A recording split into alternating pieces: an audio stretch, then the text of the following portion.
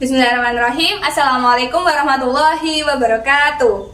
Perkenalkan, saya Sandrina Maulani dari SLB Pancaran Kasih. Saya sebagai peserta lomba EGS 2026 memilih topik transformasi digital dan teknologi pendidikan dengan judul pemanfaatan media visual interaktif untuk meningkatkan pemahaman kosakata bahasa Inggris pada anak tunarungu di SLB Pancaran Kasih. Berikut video karya inovatif saya.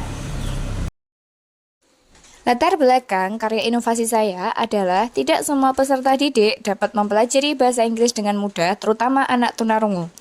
Anak tunarungu mengalami kekurangan atau kehilangan kemampuan mendengar sebagai akibat adanya gangguan dalam indera pendengaran mereka. Akibatnya, anak tunarungu sangat mengandalkan indera lain, terutama indera penglihatannya dalam menerima informasi atau pesan yang didapat. Oleh karena itu, media pembelajaran yang bersifat visual dapat membantu mereka untuk memahami konsep secara lebih mudah. Berdasarkan hal tersebut, diharapkan pemanfaatan media visual interaktif menjadi salah satu alternatif dalam meningkatkan pemahaman vocabulary bahasa Inggris pada anak tunarungu. Target utama inovasi ini adalah peserta didik siswa tunarungu usia SD hingga SMA yang sedang belajar kosakata bahasa Inggris dasar di SLB Pancaran Kasih. Mekanisme inovasi yang saya jabarkan ada analisis kebutuhan, penyusunan materi, desain media, pelaksanaan pembelajaran, dan perbaikan dan pengembangan. Aspek atau materi yang dikembangkan dalam karya inovasi ini meliputi 1. Kosakata dasar, dan yang kedua adalah struktur kalimat sederhana. Kosakata dasar yang diajarkan dalam inovasi ini seperti fruits, animals, days, and daily activity. Struktur kalimat sederhana yang diajarkan meliputi pengenalan subjek dan juga penyusunan subjek, predikat, objek keterangan yang benar dalam bahasa Inggris. Contohnya seperti I like mango or I don't like mango. Indikator keberhasilan dan kendala dalam pelaksanaan inovasi ini adalah 1. Siswa mampu mengenali dan mengingat kosakata bahasa Inggris yang diajarkan melalui media visual interaktif. Yang kedua, siswa aktif terlibat dalam kegiatan pembelajaran seperti mencocokkan gambar dengan kata, memilih jawaban dalam kuis interaktif atau bermain game.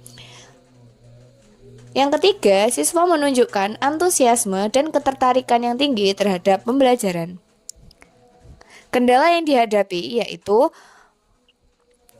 ada beberapa siswa yang tidak dapat mengikuti kegiatan secara optimal, terutama jika pembelajaran dilakukan secara serentak atau bergantung pada media digital.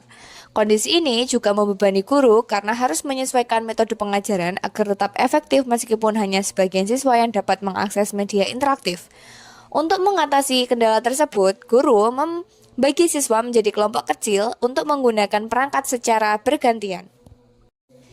Inovasi yang dikembangkan dalam pembelajaran kosakata bahasa Inggris bagi anak tunarungu adalah pemanfaatan media visual interaktif berbasis digital, seperti aplikasi, modul interaktif, dan permainan edukatif online.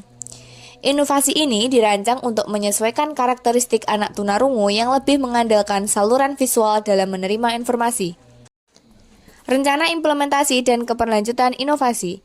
Implementasi inovasi media visual interaktif dalam pembelajaran kosakata bahasa Inggris bagi anak tunarungu dilakukan secara bertahap mulai dari persiapan, pelaksanaan hingga evaluasi dan keberlanjutan. Pada tahap evaluasi dilakukan untuk menilai pencapaian indikator keberhasilan termasuk pemahaman kosakata, tingkat partisipasi dan motivasi belajar siswa.